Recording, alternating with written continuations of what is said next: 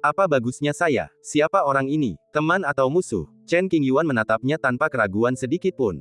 Semakin Anda ingin memahami orang lain, semakin misterius mereka tampak. Matanya dalam, dan dia memancarkan keagungan tak terlihat dari seorang atasan, yang membuat suasana di aula depan tampak sangat menyedihkan dan bahkan membuat Chen Qingyuan merasa sedikit tertekan. Apakah kita saling kenal? Setelah setengah batang dupa, Chen Qingyuan menatap tajam ke arah pria berpakaian hijau di depannya dan bertanya. Kita pernah bertemu sekali. Pria berbaju hijau itu menjawab tanpa ekspresi. Hanya pertemuan kebetulan. Jawaban ini membuat Chen Qingyuan cukup bingung. Tidak ada alasan bagi pihak lain untuk berbohong, tetapi mengapa saya tidak dapat menemukan jejaknya di lautan kesadaran saya? Aneh sekali. Aku sudah memikirkannya, tapi aku masih belum bisa menemukan jawabannya. Kau cukup hebat. Pria berbaju hijau itu tiba-tiba berkata, jelas memujinya, kau telah memecahkan kebuntuan dengan tubuh fanamu. Chen Qingyuan sedikit mengernyit dan berpikir dalam-dalam tanpa mengucapkan sepatah kata pun. Orang ini sangat aneh, dan kata-katanya tidak dapat dipahami. Aku berutang budi padamu. Lalu, pria berbaju hijau itu mengatakan sesuatu yang aneh. Apa? Chen Qingyuan tertegun. Kau berutang budi padaku. Apa hubungan karma antara kau dan aku? Saya penuh keraguan dan menginginkan arah. Dia menundukkan alisnya dan merenung, terus-menerus mencari di lautan kesadarannya setiap jejak yang mungkin ada hubungannya dengan lelaki berpakaian hijau itu. Pada saat ini, terdengar suara langkah kaki pelan, lalu berangsur-angsur menghilang. Sambil mendongak, aku melihat lelaki berpakaian hijau berjalan menuju pintu, tidak mau tinggal lama. Tujuan datang ke sini adalah untuk bertemu Chen Qingyuan. Sekarang setelah saya melihatnya, saatnya untuk berangkat. Mau kemana Pak? Chen Qingyuan menatap sosok berpakaian hijau yang berjalan menjauh dan tiba-tiba bertanya. Pria berbaju hijau itu berhenti sejenak dan perlahan menoleh. Tatapan mata yang sedalam jurang itu membuat Chen Qingyuan merasakan kesunyian dan perubahan yang tak berujung, seolah jiwanya diseret paksa ke tempat terpencil tanpa jejak kehidupan. Suasananya sungguh sunyi dan suram. Dia menoleh ke belakang namun tidak menjawab. Lalu dia menghadap pintu dan melangkah masuk. Dentang, pintu istana didorong oleh suatu kekuatan dan terbuka perlahan-lahan. Seberkas cahaya redup masuk dari luar pintu, meninggalkan sosok seorang pria berpakaian hijau di lantai. Menghadapi cahaya redup yang datang dari jauh di dalam tanah tua, mata tenang pria berbaju hijau itu tiba-tiba menunjukkan beberapa riak, yang segera ia sembunyikan. Ia bersikap hati-hati dan enggan menunjukkannya secara terang-terangan. Beberapa saat kemudian, sosok berbaju hijau itu menghilang dari kereta perang. Ia terbang di udara, semakin dalam ke tanah tua, tujuannya tak diketahui. Siapa dia? Nangong Ge berjalan keluar dari aula samping, melihat ke arah pria berbaju hijau itu pergi, dan merenung. Aku tidak tahu. Wajah Chen Qingyuan serius, dan kecurigaannya masih ada, bagaimana menurutmu? Saya tidak tahu asal-usul orang ini. Nangong Ge baru saja membuat beberapa perhitungan, tetapi tidak berhasil. Namun, ia berhasil mendapatkan sedikit informasi yang berguna. Dari apa yang saya lihat, orang ini memancarkan aura zaman kuno, dan memiliki kemiripan dengan orang itu. Orang itu, Chen Qingyuan awalnya terkejut, lalu menatap Nangong Ge dan mendapatkan jawaban dari tatapannya, mungkinkah orang ini juga ada di zaman kuno? Sangat mungkin. Nangong Ge mengangguk perlahan, berpikir bahwa ini sangat mungkin. Hanya pertemuan kebetulan. Chen Qingyuan menundukkan alisnya sambil berpikir, pikirannya mengembara ke sana kemari di antara langkah kaki orang-orang yang lewat. Yang kuno itu masih ada dan saya pernah melihatnya sekali. Peninggalan-peninggalan dari zaman dahulu kala, dan pengalaman-pengalaman hidup ini. Alam rahasia lama, makhluk tertinggi dari klan roh api kuno, gadis berambut putih, mayat kaisar yang tertekan di jurang langit, dan seterusnya. Saya terus memikirkannya selama sekitar setengah jam. Seolah-olah dia telah mendapatkan sesuatu, dia mengangkat kepalanya. Ada kilatan cahaya di matanya. Aura samar yang familiar ini sebenarnya berasal dari sana. Chen Qingyuan akhirnya mengetahuinya dan terkejut, matanya berkedip-kedip. Sepertinya kamu sudah memikirkan sesuatu. Nangong Ge telah memperhatikan perubahan ekspresi Chen Qingyuan dan berkata dengan tegas. Dia, dari sisi lain. Setelah waktu yang lama, Chen Qingyuan sedikit tenang dan merenung. Berdengung. Mendengar suara itu, tubuh Nangong sedikit gemetar, seolah disambar petir. Meskipun amplitudonya kecil, itu cukup untuk menunjukkan betapa besarnya fluktuasi emosinya. Ia sangat terkejut dan terguncang. Dari sisi lain, kalimat ini memiliki arti yang sangat penting. Chen Qingyuan telah mengonfirmasi asal-usul pria berbaju hijau itu, dan terkejut sekaligus bingung. Bagaimana dia masih hidup? Bukankah dia hanya mayat, boneka yang dikendalikan orang lain? Siapakah pria berbaju hijau? Dalam pertempuran Shen Xiao beberapa tahun lalu, Chen Qingyuan membuka jalan bagi Kaisar Taiwei dan menyingkirkan semua rintangan di Shen Xiao. Tingkat terakhir adalah mayat yang diselimuti kabut hitam, menunggangi tripod perunggu berkaki 6, ia adalah makhluk yang sangat mengerikan. Chen Qingyuan mengerahkan segenap tenaganya untuk memukul mundur mayat kaisar, sehingga Kaisar Taiwei dapat melangkah ke sisi lain tanpa usaha apapun dan merencanakan tata letaknya. Lelaki berbaju hijau tadi memiliki jejak aura mayat kaisar pada dirinya, jadi kemungkinan besar mereka adalah orang yang sama. Ketika tebakan ini muncul, jiwa Chen Qingyuan bergetar tak percaya. Tubuh boneka berubah menjadi boneka. Bagaimana mereka melakukannya? Lagi pula, orang ini hidup setidaknya jutaan tahun yang lalu, jadi mengapa mereka masih punya kesempatan? Memikirkan apa yang dikatakan pria berbaju hijau tentang berutang budi pada seseorang, Chen Qingyuan menjadi bingung. Mungkinkah orang ini telah memberikan beberapa kontribusi terhadap kariernya? Jika Anda tidak melakukan itu, bagaimana Anda bisa berbicara tentang perasaan manusia? Selama pertempuran di sisi lain, Kaisar Taiwei mengganggu tata letak pengendali sisi lain, membuatnya sulit untuk ikut campur dalam urusan dunia luar, dan dengan demikian mencegah jembatan dewa runtuh dalam waktu singkat. Pasti ada hal-hal lain yang terjadi selama periode waktu itu. Pria berbaju hijau bernama Kong, ini kemungkinan besar menemukan kesempatan dalam pertempuran itu dan mendapat keberuntungan untuk hidup kembali. Setidaknya mereka bukan musuh. Semakin Chen Qingyuan memikirkannya, semakin sakit kepalanya, jadi dia membiarkannya begitu saja dan merasa lega. Asal Anda tahu bahwa orang yang datang tidak mempunyai rasa permusuhan terhadap Anda, maka hasilnya akan sangat baik. Ini menjadi semakin menarik. Gumam Nangong G. Tanah tua, di suatu tempat. Kabut merah tebal dan menghalangi pandangan. Metode kesadaran spiritual tidak dapat digunakan. Tidak ada fluktuasi hukum pada pria berpakaian hijau, dan tingkat kultivasinya tidak diketahui. Sendirian, jauh di tanah tua. Saat aku berjalan, beberapa sosok muncul di hadapanku. Dia terdiam, tanpa ekspresi. Mereka yang menghalangi jalan adalah orang-orang kuat dari berbagai klan kuno, dengan aura yang kuat. Rekan Taois, kami di sini untuk menunjukkan rasa hormat kami. Kemunculan pria berbaju hijau di tanah tua itu tak terbantahkan, dan para tetua klan kuno tak dapat menyembunyikan keberadaan mereka. Karena tak mampu mengenali identitasnya, para tetua memutuskan untuk menyelidiki, dengan tetap bersikap sopan dan tidak menunjukkan kesombongan atau dominasi. Minggir, pria berbaju hijau itu tidak berminat menghadapi orang yang menghalangi jalannya, dan berbicara dengan dingin. Saya tetua keempat dari klan kuno klan Gang. Saya ingin mengundang Anda untuk minum teh.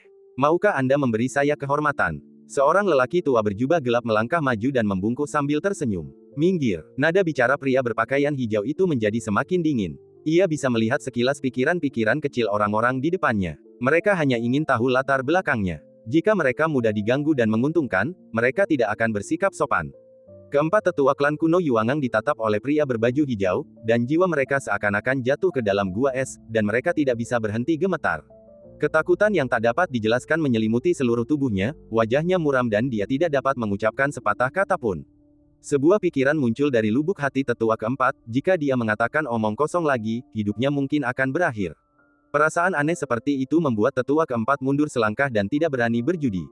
Setelah memikirkannya, tetua keempat mempercayai intuisinya bahwa lelaki berbaju hijau di depannya bukanlah seseorang yang bisa dianggap remeh, jadi dia memutuskan untuk mengalah. Kemanapun kau ingin pergi ke tanah airmu yang lama, aku bisa menunjukkan jalannya. Seorang leluhur tua dari klan kuno Sengyan berjalan keluar dari belakang, mengandalkan fakta bahwa ini adalah wilayah daratan lama dan tidak takut pada orang-orang kuat yang tidak dikenal di dunia, dan menghalangi jalan lagi. Bising, pria berbaju hijau itu melirik. Kali ini, bukan tentang menggunakan mata untuk memaksa mereka mundur, tetapi tentang membunuh ayam untuk menakuti monyet. Ledakan. Tiba-tiba, tubuh leluhur klan suci kuno itu meledak, hancur berkeping-keping menjadi kabut berdarah, tulang-tulangnya hancur berkeping-keping. Jiwanya pun tak punya kesempatan untuk melarikan diri dan lenyap bersama tubuhnya. Segala sesuatu terjadi begitu cepat, dalam sekejap. Sebelum semua orang sempat bereaksi, mereka tiba-tiba mencium bau darah yang datang ke arah mereka dan menyadari kenyataan. Beberapa orang berteriak ketakutan, sementara yang lain tercengang. Pria berbaju hijau itu berjalan maju tanpa mengubah ekspresinya. Suku-suku kuno yang kuat yang menghalangi jalan melihat lelaki berpakaian hijau itu mendekat perlahan-lahan, dan mereka memberi jalan untuknya dengan sangat ketakutan dan mundur jauh, takut kalau-kalau mereka akan bertabrakan dengannya. Hanya dengan satu tatapan, dia membunuh seorang prajurit kuat yang berada di anak tangga ke-6 jembatan ilahi. Siapa orang ini? Tetua klan kuno Yuan Gang gemetar, sorot matanya yang ketakutan menunjukkan sedikit kelegaan. Untungnya, ia sudah tahu lebih baik dan tidak terus mengganggunya. Kalau tidak, yang mati pastilah aku. Bunuh satu untuk memperingatkan 100 orang dan mengejutkan klan kuno. Pria berbaju hijau itu masuk lebih dalam ke tanah tua, tidak menghiraukan klan kuno abadi. Sungguh mengerikan kehidupan ini. Cepat laporkan ini pada leluhur. Dari mana orang ini berasal? Menakutkan sekali. Saya tidak melihat dengan jelas cara apa yang digunakan orang ini. Butuh waktu lama bagi semua orang untuk perlahan-lahan menghilangkan rasa dingin yang mencekam. Namun, rasa takut itu belum juga sirna, bagai benih yang berakar di hati mereka, tumbuh. Belajar dari pengalaman sebelumnya, tak seorang pun berani menghentikan pria berbaju hijau itu lagi. Setelah batu hidup dari klan kuno abadi mengetahui masalah ini, meskipun dia sangat terkejut, dia tidak memiliki energi untuk menghadapinya. Perjamuan besar akan segera diadakan, dan kita harus melihat apa niat Pangeran Langya. Masa keemasan telah tiba, jadi janganlah menimbulkan masalah. Para leluhur setiap suku bangsa mengeluarkan perintah kepada keturunannya. Semakin tidak diketahui asal-usul seseorang, semakin Anda harus menghindari menyinggung perasaannya. Yang paling sial adalah klan kuno Sengyu, yang kehilangan sesepuh inti dan juga kehilangan muka. Kita akan membicarakannya nanti. Penguasa klan kuno Sengyu menahan amarahnya dan terus mengingat kejadian pria berbaju hijau itu. Waktu berlalu dengan cepat, bagaikan sekejap mata. Hanya tinggal 2 bulan lagi sebelum pesta itu diselenggarakan. Di atas kereta, Chen Qingyuan dan Nangongge sedang bersiap untuk berangkat. Keluar dan temui beberapa kenalan, kata Nangongge. Chen Qingyuan mengangguk. Ia sudah merasakan kehadiran banyak orang yang dikenalnya, dan ia benar-benar harus keluar dan melihatnya. Keduanya berjalan maju berdampingan, melangkah maju. Saat keduanya muncul, mereka langsung menarik perhatian ribuan orang. Nangongge pergi ke tempat acara, dan masih ada beberapa detail yang perlu diatur. Chen Qingyuan berbalik dan berjalan menuju kerumunan tak jauh dari sana. Kali ini, ia tidak menyembunyikan aura aslinya dan menunjukkan penampilan aslinya. Banyak orang berseru kaget, emosi mereka berfluktuasi drastis. Chen Qingyuan, orang ini juga ada di sini. Setahu saya, Pangeran Nangong memiliki hubungan yang sangat baik dengan Chen Zunyi, jadi wajar saja kalau dia ada di sini. Melihat kondisi Chen Zunyu, ia tampaknya telah kembali normal. Ia bukan lagi sosok dominan yang berdiri di puncak kekuasaan sebelumnya. Unta yang kurus lebih besar daripada kuda. Jangan remehkan dewa perang kuno di masa lalu. Meskipun ia telah kehilangan kekuatannya yang dulu, ia tetap monster terkuat di dunia dan tak tergoyahkan. Para pendeta yang datang menyaksikan kehebohan itu langsung menjadi bersemangat dan gempar. Chen Qingyuan menutup telinga terhadap apa yang dikatakan orang lain. Dia berjalan langsung ke arah kenalannya. Lokasi Yan Simeng, Yu Chenqi dan lainnya dari Akademi Daoyi. Guru, dekan, paman guru. Sebagai sesepuh di kehidupan ini, Chen Qingyuan sangat dihormati dan membungkukkan badan untuk menunjukkan rasa hormatnya. Mengapa kamu tidak kembali ke akademi? Yu Chen tidak peduli betapa hebatnya sosok Chen Qingyuan di masa lalu, dan menuduhnya di depan semua orang. Ini salah muridku. Chen Qingyuan datang ke sini karena dia ingin kuliah di Akademi Daoyi. Dia punya banyak hal yang harus dilakukan dan terlalu sibuk. Lupakan saja, guru murah hati dan memaafkanmu. Yu Chen melambaikan tangannya, ekspresinya menunjukkan sedikit tsundere. Terima kasih, guru. Chen Qingyuan tersenyum. Ya, Yu Chenqi mengelus jenggotnya dan mengangguk puas. Petik 2. Para pendeta di sekitar tercengang. Terutama para pahlawan yang telah melihat Chen Qingyuan mengeluarkan tekanan puncaknya, merasa sulit mempercayai bahwa pemandangan di hadapan mereka itu nyata. Pada hari itu, Chen Qingyuan berdiri di atas 17 bintang kekaisaran. Meskipun bukan seorang raja, ia memiliki keagungan yang luar biasa, memandang dunia dan memandang semua makhluk hidup. Meskipun Chen Qingyuan tidak lagi memiliki sikap mendominasi dunia, dia tetap tidak bisa diremehkan. Sulit dipercaya bahwa orang seperti itu begitu hormat kepada seorang guru yang baru saja memasuki Senxiao. Apakah ada kejutan di perjamuan Jueding? Yan Simeng sangat langsung bertanya melalui transmisi suara. Mungkin, Chen Qingyuan memberikan jawaban yang ambigu. Perjamuan ini dipimpin oleh Nangongge, dan sulit bagi Chen Qingyuan untuk menjamin arahan spesifiknya. Meskipun begitu, Chen Qingyuan seharusnya sudah menebak tujuan Nangongge. Ia merasa cemas sekaligus terkejut. Sosok lelaki yang memiliki keterampilan dan keberanian tinggi layak disebut sebagai Nangongge, yang terbiasa menari di tepi jurang dan tidak takut terjatuh ke dalam jurang. Bisakah ini diselesaikan dengan lancar? Yan Simeng bertanya lagi. Karena Pangeran Nangong telah menyelenggarakan perjamuan ini, kemungkinan besar beliau akan mampu mengendalikan situasi. Dekan, tidak perlu khawatir. Chen Qingyuan menjawab lagi. Setelah mengobrol sebentar, Chen Qingyuan berjalan menuju tempat perjamuan. Tempat melingkar besar dengan panggung tinggi di tengahnya. Berdiri di panggung tinggi, Nangong melambaikan lengan bajunya. Deretan meja dan kursi giok yang indah muncul di sampingnya, dan banyak pohon spiritual dengan cabang dan daun yang rimbun menggantung di udara. Dia duduk di kursi utama, dengan 3 pelayan berdiri di belakangnya. Silakan duduk. Lalu, sebuah suara jatuh, bergema sepanjang bermil-mil. Chen Qingyuan dan yang lainnya berjalan memasuki tempat perjamuan satu demi satu. Saudara Chen, di sini. Nangongge menunjuk ke tempat di sampingnya dan menatapnya dengan lembut. Chen Qingyuan yang awalnya hanya ingin menyaksikan kegembiraan itu terpaksa mengucapkan selamat tinggal kepada semua orang di Akademi Daoyi dan melangkah ke atas panggung. Pangeran, Chen Zunyi. Setelah banyak orang masuk, mereka memberi hormat kepada Nangongge dan Chen Qingyuan dengan tangan terkepal. Saat ini, para petinggi klan kuno abadi belum muncul. Mereka mungkin bersembunyi di kegelapan untuk menonton pertunjukan, atau waktu perjamuan belum tiba dan mereka tidak ingin datang lebih awal.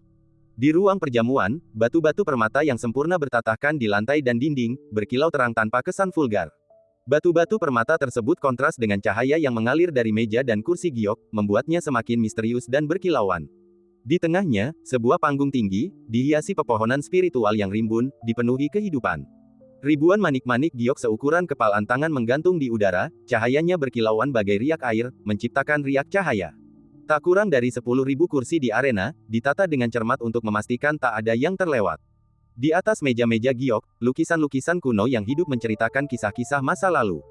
Sang guru duduk di kursi utama. Lantai batu giok di sekelilingnya diukir dengan ribuan gambar dan simbol khusus, dan garis besarnya menyerupai ikan yin-yang. Bila memandang ke atas, langit di atas tampak bagaikan lukisan bintang-bintang yang tak terhitung jumlahnya, sungguh indah. Sekilas pandang menunjukkan bahwa siapapun yang duduk di arena tersebut adalah seseorang yang hanya dapat diimpikan oleh dunia luar, dan satu hentakan kaki mereka dapat mengguncang seluruh wilayah. Dekan Lama Akademi Daoyi, Xiao Junchou yang sedang dilanda cinta, Yu Chenqi, leluhur klan iblis, penguasa pedang negeri salju, biksu terkemuka agama Buddha, pahlawan perbatasan barat, dan seterusnya. Ribuan orang terkenal saat itu duduk tegak, menunggu dimulainya jamuan makan. Ledakan. Terdengar suara gaduh di pintu masuk tempat acara. Banyak orang menoleh untuk melihat apa yang sedang terjadi. Ternyata ada seorang biksu yang ingin masuk ke tempat tersebut, namun ternyata undangan yang ada di tangannya adalah replika dan terhalang oleh pembatas di pintu masuk, sehingga ia tidak diperbolehkan masuk. Aku menghabiskan semua tabunganku untuk ini. Ternyata ini palsu. Meskipun kultivator tersebut bukanlah sosok yang sangat terkenal, ia memancarkan aura seorang kultivator Mahayana akhir. Di banyak tempat, ia dianggap sebagai leluhur. Dia mengumpat dan pergi dengan marah. Situasi serupa terjadi beberapa kali, dan pengunjung dengan undangan palsu merasa malu dan dipermalukan. Hanya sedikit orang yang membahas episode kecil ini. Waktu berlalu hari demi hari, dan hanya tersisa 5 hari hingga perjamuan resmi dimulai. Akan tetapi, klan kuno abadi masih belum muncul, dan tempatnya kosong. Nangong Ge tidak terganggu sama sekali, dan minum teh serta mengobrol dengan Chen Qingyuan dengan tenang dan santai. Para pahlawan dari seluruh dunia datang berkunjung, dan melihat pesta sudah hendak dimulai, namun masih sepi, mereka pun tak kuasa menahan gerutu dalam hati. Klan kuno abadi belum muncul. Apakah ini berarti mereka tidak berniat memberikan wajah ini kepada Pangeran Nangong? Kalau suku kuno itu benar-benar tidak datang, itu akan sangat menarik. Itu akan memalukan. Mengingat reputasi sang pangeran, mustahil tidak ada seorang pun dari klan kuno yang akan datang. Itu mungkin saja. Mengingat prestise klan Guangwu secara keseluruhan, mereka mungkin akan bersatu dan mempermalukan Tuan Nangong. Para pahlawan dari segala penjuru mendesah dalam hati, menanti untuk menyaksikan tontonan menakjubkan ini. Kebanyakan orang tidak peduli apakah reputasi Nangong Ge rusak atau tidak, mereka hanya ingin melihat metode sebenarnya dari seni kaisar, dan tidak menginginkan yang lain. Sebagian orang menanti-nantikan leluconnya, sementara sebagian lain berharap Nangong Ge akan memukau dunia. Banyak sekali biksu yang tidak diizinkan menghadiri perjamuan dan hanya bisa menunggu di luar tanah lama untuk mendengarkan setiap gerakan. Karena hukum khusus negeri kuno itu, kesadaran ilahi tak dapat menembus dan harta karun itu tak terlihat. Orang-orang di luar menyaksikan dengan penuh semangat, terutama rasa ingin tahu dan ingin sekali melihatnya. Hanya sedikit orang yang berani berdiri di dekat tempat perjamuan dan menonton pertunjukan dari dekat, tanpa takut mendapat masalah. 2 hari berlalu, dan masih tak seorang pun dari klan kuno itu muncul. Di peron yang tinggi, Chen Qingyuan menyipitkan matanya dan berbisik, sepertinya aku tidak ingin memberimu wajah ini. Seperti yang diharapkan, Nangong Ge bersikap tenang dan kalem, tidak merasa malu sama sekali. Di ruang perjamuan, batu-batu permata yang sempurna bertatahkan di lantai dan dinding, berkilau terang tanpa kesan vulgar. Batu-batu permata tersebut kontras dengan cahaya yang mengalir dari meja dan kursi giok, membuatnya semakin misterius dan berkilauan. Di tengahnya, sebuah panggung tinggi, dihiasi pepohonan spiritual yang rimbun, dipenuhi kehidupan. Ribuan manik-manik giok seukuran kepalan tangan menggantung di udara, cahayanya berkilauan bagai riak air, menciptakan riak cahaya. Tak kurang dari 10.000 kursi di arena, ditata dengan cermat untuk memastikan tak ada yang terlewat. Di atas meja-meja giok, lukisan-lukisan kuno yang hidup menceritakan kisah-kisah masa lalu. Sang guru duduk di kursi utama. Lantai batu giok di sekelilingnya diukir dengan ribuan gambar dan simbol khusus, dan garis besarnya menyerupai ikan yin-yang. Bila memandang ke atas, langit di atas tampak bagaikan lukisan bintang-bintang yang tak terhitung jumlahnya, sungguh indah. Sekilas pandang menunjukkan bahwa siapapun yang duduk di arena tersebut adalah seseorang yang hanya dapat diimpikan oleh dunia luar, dan satu hentakan kaki mereka dapat mengguncang seluruh wilayah. Dekan Lama Akademi Daoyi, Xiao Junchou yang sedang dilanda cinta, Yu Chenqi, leluhur klan iblis, penguasa pedang negeri salju, biksu terkemuka agama Buddha, pahlawan perbatasan barat, dan seterusnya. Ribuan orang terkenal saat itu duduk tegak, menunggu dimulainya jamuan makan. Ledakan. Terdengar suara gaduh di pintu masuk tempat acara. Banyak orang menoleh untuk melihat apa yang sedang terjadi. Ternyata ada seorang biksu yang ingin masuk ke tempat tersebut, namun ternyata undangan yang ada di tangannya adalah replika dan terhalang oleh pembatas di pintu masuk, sehingga ia tidak diperbolehkan masuk. Aku menghabiskan semua tabunganku untuk ini. Ternyata ini palsu. Meskipun kultivator tersebut bukanlah sosok yang sangat terkenal, ia memancarkan aura seorang kultivator Mahayana akhir. Di banyak tempat, ia dianggap sebagai leluhur. Dia mengumpat dan pergi dengan marah. Situasi serupa terjadi beberapa kali, dan pengunjung dengan undangan palsu merasa malu dan dipermalukan. Hanya sedikit orang yang membahas episode kecil ini. Waktu berlalu hari demi hari, dan hanya tersisa 5 hari hingga perjamuan resmi dimulai. Akan tetapi, klan kuno abadi masih belum muncul, dan tempatnya kosong. Nangongge tidak terganggu sama sekali, dan minum teh serta mengobrol dengan Chen Qingyuan dengan tenang dan santai. Para pahlawan dari seluruh dunia datang berkunjung, dan melihat pesta sudah hendak dimulai, namun masih sepi, mereka pun tak kuasa menahan gerutu dalam hati. Klan kuno abadi belum muncul. Apakah ini berarti mereka tidak berniat memberikan wajah ini kepada Pangeran Nangong? Kalau suku kuno itu benar-benar tidak datang, itu akan sangat menarik. Itu akan memalukan. Mengingat reputasi sang pangeran, mustahil tidak ada seorang pun dari klan kuno yang akan datang. Itu mungkin saja. Mengingat prestise klan Guangwu secara keseluruhan, mereka mungkin akan bersatu dan mempermalukan Tuan Nangong. Para pahlawan dari segala penjuru mendesah dalam hati, menanti untuk menyaksikan tontonan menakjubkan ini. Kebanyakan orang tidak peduli apakah reputasi Nangongge rusak atau tidak, mereka hanya ingin melihat metode sebenarnya dari seni kaisar, dan tidak menginginkan yang lain. Sebagian orang menanti-nantikan leluconnya, sementara sebagian lain berharap Nangongge akan memukau dunia. Banyak sekali biksu yang tidak diizinkan menghadiri perjamuan dan hanya bisa menunggu di luar tanah lama untuk mendengarkan setiap gerakan.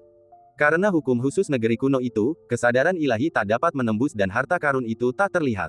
Orang-orang di luar menyaksikan dengan penuh semangat, terutama rasa ingin tahu dan ingin sekali melihatnya. Hanya sedikit orang yang berani berdiri di dekat tempat perjamuan dan menonton pertunjukan dari dekat, tanpa takut mendapat masalah. 2 hari berlalu, dan masih tak seorang pun dari klan kuno itu muncul. Di peron yang tinggi, Chen Qingyuan menyipitkan matanya dan berbisik, sepertinya aku tidak ingin memberimu wajah ini. Seperti yang diharapkan, Nangongge bersikap tenang dan kalem, tidak merasa malu sama sekali. Jilingyan ingin datang ke tempat perjamuan pagi ini. Tujuannya sederhana, bertemu langsung dengan Chen Qingyuan. Namun, pejabat tinggi klan Phoenix menempatkan Jilingyan dalam tahanan rumah, merampas kebebasannya. Setelah menghabiskan banyak tenaga dan mempertaruhkan segalanya, Jilingyan akhirnya dibebaskan dan dilarikan dengan tergesa-gesa. Di mata para pemimpin puncak, penampilan generasi muda tidak mencerminkan keinginan klan kuno, jadi mereka membiarkannya membuat masalah. Jiu Gong, Anda tamu, silakan duduk. Nangongge menunjuk ke kursi kosong di samping dan tersenyum. Chen Qingyuan tidak peduli dengan tatapan Jilingyan yang membara. Gadis ini sangat antusias, jadi sebaiknya abaikan saja, kalau tidak, dia pasti akan memanjat tiang. Lama-lama, dia pasti akan menyerah. Bagus. Tak banyak yang tahu bahwa Jilingyan tak hanya antusias, tapi juga sangat keras kepala. Begitu ia bertekad untuk melakukan sesuatu, tak seorang pun bisa menghentikannya. Ketika para pahlawan dari semua pihak mengetahui bahwa dia hanyalah seorang pemuda dari klan kuno, pandangan mereka meredup dan mereka menggelengkan kepala secara diam-diam. Saya khawatir perjamuan ini akan menjadi lelucon. Reputasi Pangeran Langya akan merosot. Banyak orang yang beranggapan demikian, bukan bermaksud untuk melihat tontonan yang bagus, tetapi hanya ingin memperoleh kesempatan untuk menyaksikan keajaiban sang kaisar. Seorang tamu terhormat telah tiba. Pada saat ini, Chen Qingyuan menerima pesan suara dan mengangkat alisnya sedikit, merasa cukup terkejut. Oh, siapa? Nangongge berbalik dan menghampiri. Siapapun yang bisa disebut tamu terhormat oleh Chen Qingyuan pasti bukan orang biasa. Itu tidak dapat dikatakan. Chen Qingyuan telah berjanji kepada orang ini untuk tidak mengungkapkan informasinya. Setelah 1 batang dupa terbakar, seseorang muncul di pintu masuk tempat acara. Seorang lelaki berpakaian gelap, dengan temperamen luar biasa dan penampilan tampan, serta sepasang mata yang dalam, menanggung perubahan hidup yang tiada akhir. Pria ini adalah Ye Liujun, leluhur klan roh api kuno. Kemampuannya untuk hidup kembali di kehidupan ini adalah hasil kerja pihak lain, merencanakan jalan sejati menuju keabadian. Awalnya, Ye Liujun benar-benar tidak berencana untuk datang. Terlalu berbahaya. Jika dia datang untuk ikut bersenang-senang, dia akan dengan mudah terlibat. Setelah berpikir cukup lama, akhirnya aku memutuskan untuk menyerah dan mempercayai perasaanku sendiri. Wow, penghalang terbuka dan Ye Liujun masuk. Siapa orang ini? Tidak, dia tampak familiar. Sepertinya dia orang yang terlibat dalam insiden bintang kaisar saat itu. Meskipun begitu, hal itu masuk akal. Semua orang berdiskusi secara diam-diam, mencoba mencari tahu asal-usul Ye Liujun. Jika orang ini tidak punya latar belakang, beberapa orang pasti akan punya ide-ide buruk. Pembunuhan dan perampokan, penjarahan, del. Ye Liujun mengabaikan tatapan orang lain dan melangkah menuju Chen Qingyuan. Aku tidak menyangka kamu akan datang. Chen Qingyuan dan saling berpandangan, sedikit terkejut. Jika Anda tidak berpartisipasi dalam acara semeriah ini, Anda pasti akan menyesalinya di kemudian hari. Jawab Ye Liujun. Siapa namamu, rekan Taois? Kata-kata yang diucapkan oleh Nangongge membuat Ye Liujun terdiam sejenak, tak mengerti apa yang sedang terjadi, lalu ia menyapanya. Perjamuan akan segera dimulai, dan Nangongge tidak memiliki energi ekstra untuk menghitung, jika tidak, dia pasti sudah mengetahui beberapa informasi kurang lebih. Jun Ye. Ye Liujun dengan santai memilih nama samaran. Kakak Jun, silakan duduk di manapun kamu mau. Nangongge tahu tanpa berpikir bahwa nama yang dikatakan orang ini adalah palsu. Ye Liujun tanpa ragu duduk di sebelah Chen Qingyuan. Ia mengambil teh di sampingnya, menyesapnya, dan melihat sekeliling, yang disebut klan kuno abadi itu sepertinya tidak menganggap serius Pangeran Nangong. Dengan bakat dan pengetahuan yang terbatas, sulit bagi klan kuno untuk menghargaimu. Wajar jika kau tidak menghadiri perjamuan. Nangongge menghadapi ini dengan tenang. Kamu cukup berpikiran terbuka. Ye Liujun menyipitkan matanya dan mengingat penampilan Nangongge dengan jelas. Agar dihargai oleh Chen Qingyuan selama ini, orang seperti itu pastilah orang yang kurang berbakat dan kurang belajar. Cepatlah, saatnya pesta pamungkas dimulai. 3 orang duduk di panggung tinggi di tengah-tengah tempat tersebut. Mereka adalah Nangongge, Chen Qingyuan dan Ye Liujun. Orang-orang lainnya duduk mengelilingi panggung, dan suasananya hikmat. Perjamuan pun dimulai, namun tak seorang pun pejabat tinggi dari klan kuno terlihat. Tuan-tuan, silakan minum teh di jamuan makan. Waktu yang baik telah tiba, dan tanpa membuang waktu, Nangongge berdiri, menghadap para tamu, dan mengucapkan beberapa patah kata sopan. Lalu, dia melambaikan lengan bajunya. Sebuah kepingan giok melayang dan melayang di udara di atas pusat tempat tersebut. Ledakan. Pikiran Nangongge menyebabkan batu giok itu meledak. Meskipun kepingan giok itu pecah, namun benda-benda yang ada di dalamnya tidak ikut hancur. Sebuah kitab suci kuno tiba-tiba muncul. Ini adalah kitab suci kekaisaran. Para pahlawan yang hadir pada mulanya tertegun, kemudian menjadi gembira dan gembira. Gemerincing. Sebagian besar orang melompat berdiri, tidak dapat duduk diam, mata mereka tertuju pada simbol-simbol dan huruf-huruf kuno di langit, berusaha mati-matian untuk menghafal setiap paragraf kitab suci. Para kultivator di luar tempat tersebut tidak dapat melihat perubahan dalam kehampaan dan tidak memenuhi syarat untuk melihat makna sebenarnya dari kitab suci kaisar. Trik kecil ini tidak sulit bagi Nangongge. Kata-kata berani Pangeran Nangong ternyata benar. Mata para pahlawan semuanya tertarik oleh kata-kata sutra kaisar, dan mereka tidak dapat mengalihkan pandangan darinya. Itu tidak dapat diukir. Beberapa orang ingin menuliskan sutra-sutra tersebut dan mempelajarinya perlahan-lahan nanti. Sayangnya, apapun metode yang mereka gunakan, semuanya berakhir dengan kegagalan. Ini adalah kitab suci kaisar, yang tak terlacak oleh benda-benda biasa. Hanya mereka yang benar-benar memahaminya, atau memiliki hubungan dengannya, yang dapat menyimpannya di dalam hati dan tak pernah melupakannya. Daripada menggunakan waktu ini untuk melakukan gerakan-gerakan kecil, lebih baik melihat lebih banyak dan mengingat sebanyak yang Anda bisa. Jilid pertama Dharma Ziyang Zhenjun berisi lebih dari 8.000 karakter, setiap paragrafnya dipenuhi dengan wawasan Zhenjun tentang Dao Agung, sebuah harta karun yang tak ternilai. Memahami bahkan beberapa ayat dari teks ini dapat bermanfaat bagi banyak orang seumur hidup, dan kemajuan lebih lanjut tidaklah sulit. Itu masalah yang cukup besar. Ye Liujun tertarik dan mendongak untuk melihat apakah dia bisa menemukan sesuatu yang berguna baginya. Sebuah artikel dari jilid pertama kitab suci kekaisaran menyebabkan keributan. Desir. Pada saat ini, banyak suku kuno yang kuat yang menerima berita tersebut muncul satu demi satu dan tidak lagi bersembunyi dalam kegelapan. Lagi pula, itu adalah metode sebenarnya dari kitab suci kaisar, jadi mengapa kita menyia-nyiakannya? Awalnya, orang-orang tua itu ingin tetap dalam kegelapan dan menggunakan kekuatan gaib mereka yang besar untuk melihat menembus penghalang tempat perjamuan dan melihat sutra kaisar yang diproyeksikan. Tanpa diduga, penghalang yang dipasang oleh saudara Nangong agak aneh. Bahkan anggota klan kuno tingkat tinggi pun hanya bisa melihat pecahan-pecahan kecil dan tidak bisa melihat gambaran utuhnya. Didorong oleh keinginan untuk mendapatkan keuntungan, banyak tetua dari suku kuno datang ke sini. Sekelompok rubah tua, Chen Qingyuan tidak terlalu peduli dengan kitab suci kaisar, karena dia memiliki dao warisan dari dewa sejati Ziyang, dan dia telah memintanya pada Wu Junyan. Sudah terlambat untuk datang sekarang. Nangongge duduk di kursi utama, tampak seperti sedang tersenyum. Saat tetua pertama klan kuno melangkah masuk, Nangong Ge merapal mantra dan dengan menjentikkan jarinya, kitab suci kaisar kuno lenyap. Hilang, begitu cepat. Pangeran, izinkanlah aku mengawasi lebih lama lagi. Saya baru saja mengingat 2 mantra. Para pahlawannya berisik dan tidak puas. Bagi mereka yang ditakdirkan bertemu denganmu, waktu itu sudah cukup. Bagi mereka yang tidak, akan sia-sia jika melihatnya lagi. Niat Nangong Ge sangat jelas, dia tidak ingin klan kuno abadi dieksploitasi. Setelah kitab suci kaisar kuno diumumkan, banyak orang tua di klan kuno tidak dapat lagi duduk diam dan ingin menunjukkan kepala mereka untuk melihat. Berangan-angan saja, jangan diberi kesempatan. Meskipun para pahlawan dari semua pihak sangat kecewa, apa yang dikatakan Nangong Ge masuk akal. Jika kita benar-benar ditakdirkan untuk bertemu, kurun waktu itu akan cukup untuk mengingatnya. Semua orang memperhatikan kedatangan anggota klan kuno dan diam-diam berdiskusi bahwa tindakan sang pangeran seharusnya karena ia tidak ingin klan kuno mendapatkan keuntungan, dan ada kemungkinan besar akan terjadi konflik. Mereka seharusnya tidak pergi dan hanya menonton pertunjukan.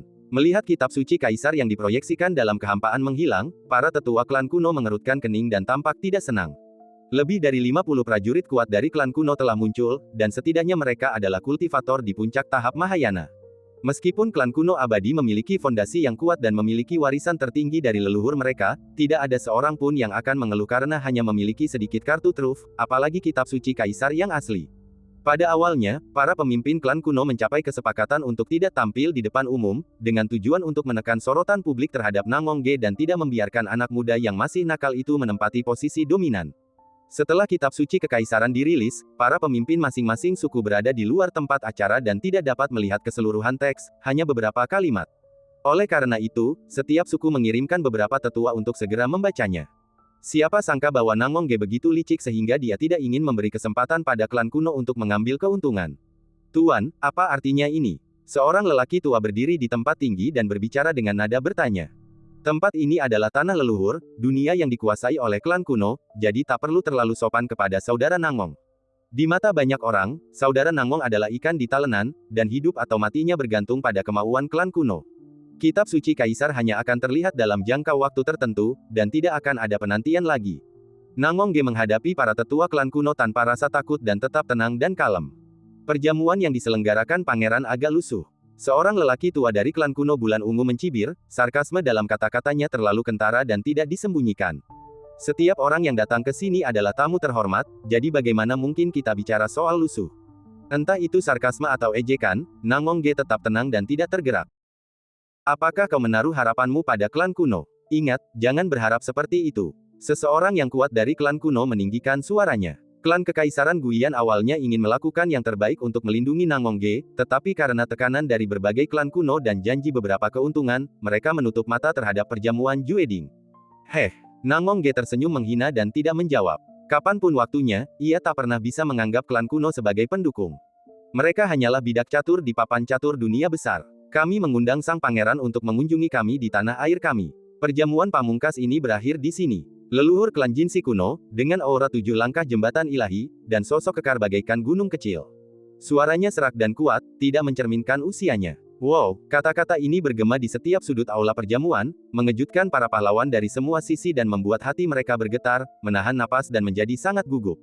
Begitu Nangong Ge pergi ke tempat terpencil klan kuno, akan sulit baginya untuk kembali hidup-hidup, dan dia akan benar-benar berada di bawah belas kasihan klan kuno.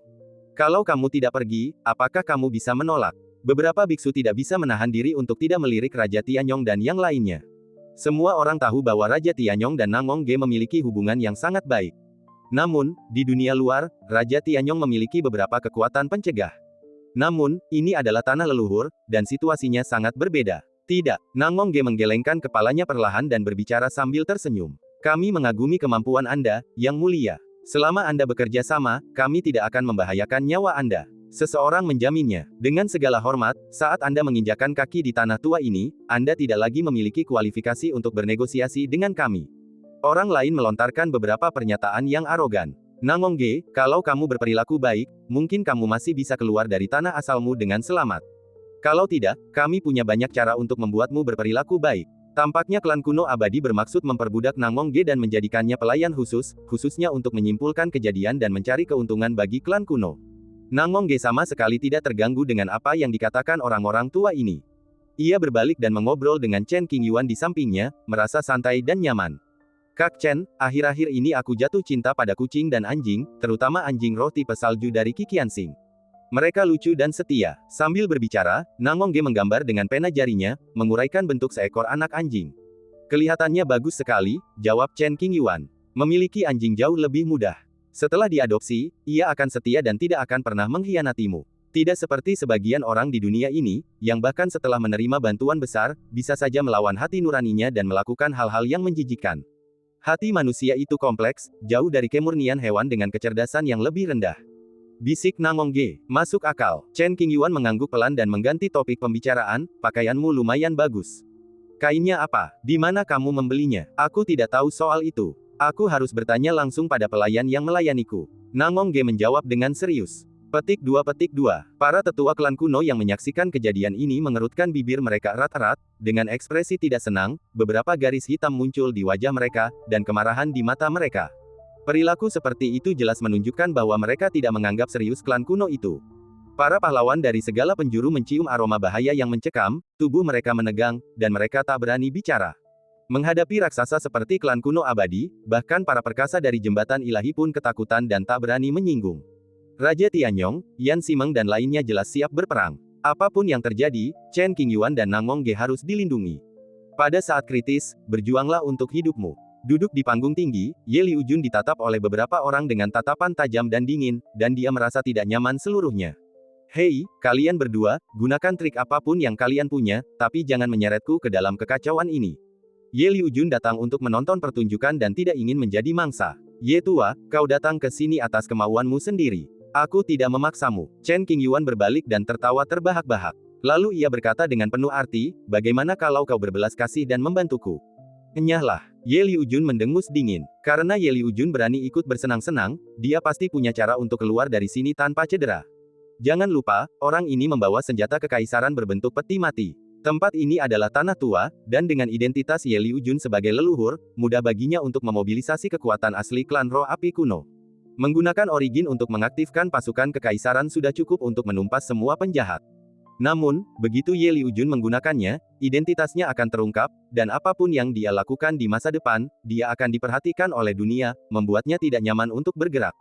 Jin jika bukan karena takut mengungkap asal-usulnya, itu karena kultivasinya sendiri lemah dan ia hanya bisa mengerahkan kekuatan aslinya beberapa kali.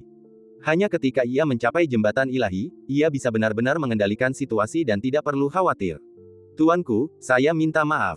Para tetua inti suku kuno Yuchang menerima instruksi dari leluhur mereka dan memutuskan untuk menggunakan tindakan keras untuk mengundang Nangongge menjadi tamu mereka. Pada saat yang sama, para tetua suku kuno lainnya juga menerima perintah untuk membantu dalam aksi tersebut, memaksa Raja Tianyong dan yang lainnya untuk mundur, sehingga perjamuan terakhir ini dapat berakhir tanpa memerlukan kegiatan lebih lanjut.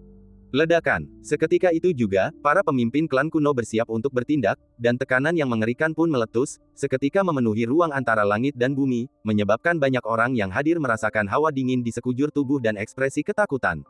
Label seperti kejam, tak berperasaan, tidak simpatik, sombong dan suka menguasai adalah wajah asli orang-orang dari klan kuno yang abadi. Di masa lalu, banyak pejabat tinggi klan kuno mengunjungi Villa Langya dan sangat sopan dan tidak berani bertindak lancang. Saat ini dia terlihat sombong, berhati dingin, tidak menghargai rasa terima kasih, dan hanya ingin mencari keuntungan bagi orang lain. Bahaya. Melihat kejadian ini, para biksu terkejut, seolah-olah mereka telah melihat sendiri kejadian di mana Nangongge ditindas. Zhen Zun juga ada di sana. Mungkinkah klan kuno masih ingin menjebaknya?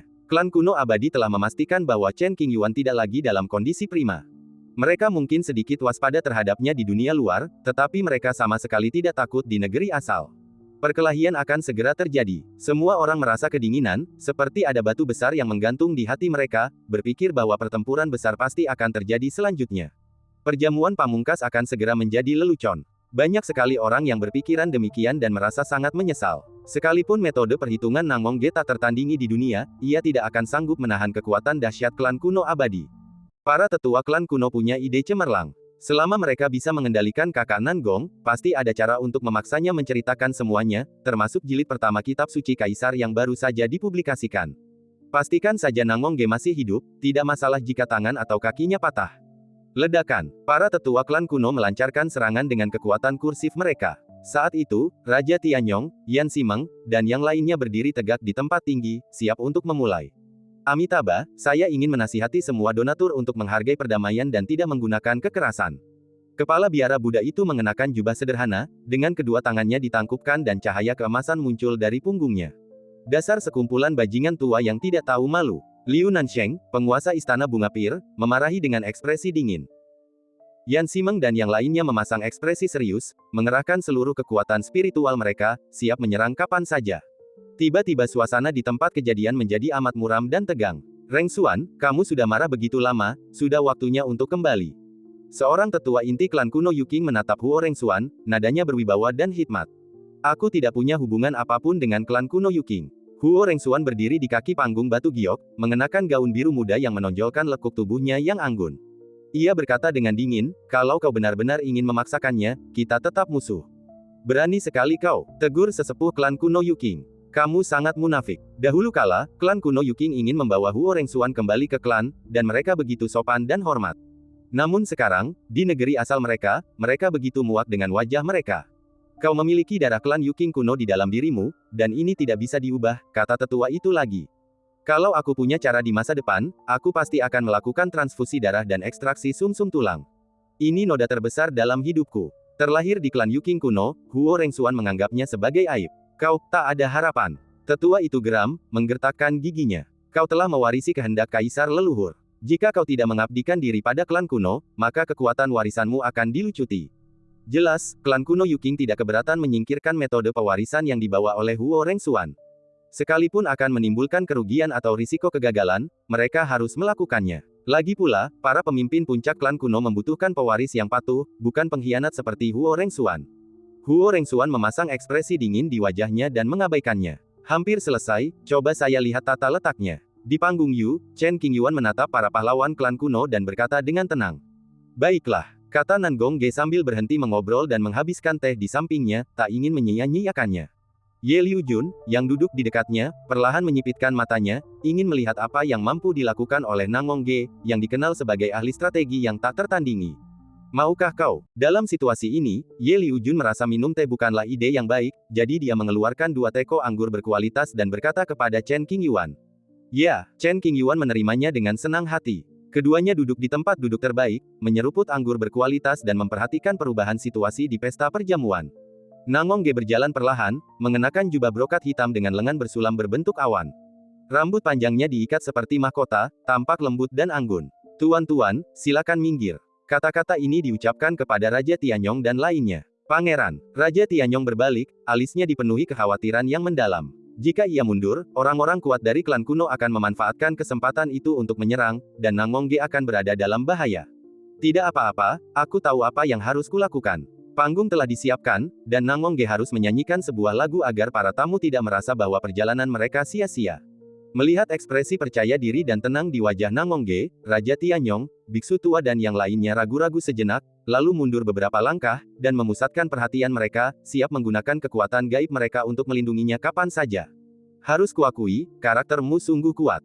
Hanya sedikit orang di dunia ini yang bisa menandingimu. Seorang pria kuat dari suku kuno memujinya. Apakah kamu berencana untuk mengunjungi tanah terpencil di tanah kuno? Nan Gongge membujuk orang-orang yang menawarkan perlindungan kepadanya untuk mundur, membuat para pahlawan dari semua pihak percaya bahwa mereka tidak akan berani melawan. Jangan khawatir, selama kau bekerja sama, aku jamin kau akan meninggalkan tanah tua dengan selamat. Seorang lelaki tua berambut putih, menatapku, membuat sebuah janji. Siapa bilang aku ingin bekerja sama denganmu? Nan Gongge memandang semua orang di klan kuno dan menolaknya. Ekspresi semua orang berubah sedikit. Karena aku berani datang ke tanah kelahiranku, aku tidak takut padamu. Kata Nan Gong sambil meletakkan satu tangan di belakang punggungnya dan tangan lainnya di samping tubuhnya, dengan tenang, aku ingin duduk dan membahas ini dengan kalian semua, tapi sayangnya, aku tidak punya kesempatan ini. Kalau begitu, mari kita cari cara lain untuk menyelesaikan masalah ini. Anak kecil, kau benar-benar tidak tahu tentang warisan klan kuno. Seorang biksu tua yang tidak pernah keluar dari kampung halamannya tidak percaya bahwa seorang anak yang berusia kurang dari 1000 tahun dapat memiliki bakat luar biasa. Mungkin, aku lebih memahami kepercayaan diri klan kuno abadi daripada dirimu. Kata Nan Gongge dengan tenang. Kamu hanya bicara omong kosong. Ketika kata-kata ini diucapkan, banyak orang dari klan kuno tertawa. Tidak ada gunanya bicara lagi. Kakak Nan Gong tidak mau bicara banyak dengan orang-orang ini. Orang-orang tua yang tampil saat ini, meskipun mereka merupakan tokoh inti dari berbagai suku, bukanlah mereka yang benar-benar berkuasa. Bangkit. Saat berikutnya, Nangongge mengangkat tangan kirinya dan dengan ringan menunjuk ke arah langit di atas tempat berlangsungnya acara. Merayu. Dalam sekejap, puluhan ribu jimat muncul dan tercetak di kehampaan, memancarkan perasaan misterius di mana-mana. Formasi Bagua Yin Yang. Diagram formasi Bagua besar muncul di bagian atas dan tanah, dan Nangongge terletak di tengah diagram formasi tersebut. Segera setelah itu, pemandangan aneh lainnya muncul. Penghalang melingkar yang mengelilingi tempat perjamuan itu menampakkan ribuan pola ikan yin dan yang hitam dan putih, yang berputar perlahan, muncul dan menghilang. Tiba-tiba angin kencang bertiup, menerbangkan awan debu. Lapisan kabut merah tampak melayang dari ujung tanah lama dan memenuhi area perjamuan, menambah kesan aneh dan misterius, membuat banyak orang panik dan gelisah. Hari ini, aku meminjam sisa kekuatan Kaisar Taiwei dari negeri lamaku dan dengan hormat mengundang kalian semua untuk duduk dan membahas Dao. Nangongge melangkah ke tempat yang lebih tinggi, menaruh tangannya di belakang punggungnya, dan berteriak keras, bergema di langit dan bumi. Siapa yang diundang Nangongge? Dengan siapa dia berbicara? Semua orang yang hadir tampak curiga, tidak tahu apa maksudnya. Hanya Chen Qingyuan yang bersikap acuh tak acuh, seolah sudah menduganya. Hanya ada beberapa lusin orang yang duduk di aula perjamuan besar, datang dari seluruh negeri. Para tetua klan kuno yang muncul berdiri di tempat yang tinggi dan enggan untuk duduk, berpikir bahwa orang-orang hebat itu tidak layak duduk bersama mereka. Bagaimanapun, kesombongan orang-orang dari klan kuno terukir di tulang mereka. Mereka telah menahan diri di depan dunia luar sebelumnya, tetapi sekarang setiap gerakan mereka menunjukkan bahwa mereka lebih unggul daripada yang lain. Kabut merah naik dan berangsur-angsur menjadi lebih tebal. Formasi Yin Yang Bagua, formasi Jiuji Sangli, diagram Tai Chi Liang Yi, segel Qiankun 8 gerbang, Del. Nangongge memamerkan semua yang telah dipelajari Bibei, dan berbagai pola Tao serta lukisan kuno muncul berkali-kali, mengejutkan semua orang. Ini sungguh luar biasa. Tidak peduli seberapa sombong dan lancangnya para prajurit klan kuno, mereka semua mengakui kemampuan Nangongge dan menyaksikan perubahan dalam kehampaan di tempat tersebut, memberinya pujian yang sangat tinggi. Mungkinkah Ye Liujun merasakan sedikit fluktuasi hukum yang tidak normal? Kelopak matanya bergetar beberapa kali, dan ia membuat tebakan yang berani. Matanya menunjukkan kengerian dan ia tak percaya. Kemudian ia berbalik menatap Chen Qingyuan. Meskipun ia tak mengatakan sepatah kata pun, matanya yang terkejut mendambakan jawaban. Chen Qingyuan merasakan tatapan Ye Liujun, menatapnya, tersenyum tipis dan tidak mengatakan apapun. Tidak mungkin. Melihat tatapan acuh tak acuh Chen Qingyuan, Ye Liujun berpikir bahwa spekulasinya kemungkinan besar benar. Tenggorokannya tercekat seolah tersangkut benda keras, jantungnya berhenti berdetak, dan seluruh tubuhnya gemetar. Bukan salah Ye Liujun kalau pikirannya labil, tapi dia punya firasat tentang apa yang mungkin terjadi selanjutnya. Terlalu mengerikan. Jangankan melakukannya, dia bahkan tidak berani memikirkannya. Gelombang kabut merah melayang masuk dari ujung tanah tua tanpa peringatan apapun, yang sungguh aneh. Para penguasa klan kuno abadi telah menggunakan berbagai cara untuk menyelidiki, tetapi belum menemukan petunjuk apapun dan menganggapnya hanya sebagai pengamatan aneh. Itu sedikit kebetulan. Kabut merah, yang mengandung hukum waktu, tiba-tiba melayang ke tempat perjamuan, membuat orang sulit untuk tidak berpikiran liar. Mungkinkah ini ada hubungannya dengan kakak Nan Gong? Semua pasang mata menatap ke arah Nangongge, seolah tengah memikirkan sesuatu. Kegelisahan yang tidak dapat dijelaskan. Semakin banyak orang merasa ada yang salah, tetapi mereka tidak tahu harus mulai dari mana. Hanya dalam waktu 10 tarikan napas, kabut merah samar telah melayang di tempat perjamuan. Fluktuasi hukum waktu. Ketika para tetua klan kuno menyadari hal ini, hati mereka tiba-tiba bergetar dan ketakutan muncul di antara alis mereka. Bermain trik. Seorang lelaki tua khawatir situasi akan berubah dan tidak ingin menunda langkah selanjutnya. Maka, ia meminta orang-orang kuat di sekitarnya untuk bersiap menghadapi pertempuran. Satu kelompok akan menghentikan Raja Tianyong dan yang lainnya, sementara kelompok lainnya akan menangkap hidup-hidup Nangongge. Tepat saat pikiran ini terlintas di benaknya dan dia hendak mempraktikkannya, sesuatu yang tidak terduga terjadi. Boom, boom, boom. Suara lonceng berdentang dan tripod patah menghancurkan langit, mengguncang bumi dan membuat semua orang tampak ngeri dan gemetar. Dari mana suara itu berasal? Semua orang melihat sekeliling tetapi tidak dapat menemukan sumber suara. Rasanya seolah datang dari langit, membanjiri seluruh wilayah dalam sekejap. Langkah kaki itu tak hanya tak menghilang, tetapi semakin berat, seolah menginjak hati setiap orang, kokoh dan kuat, menimbulkan rasa sakit yang tumpul.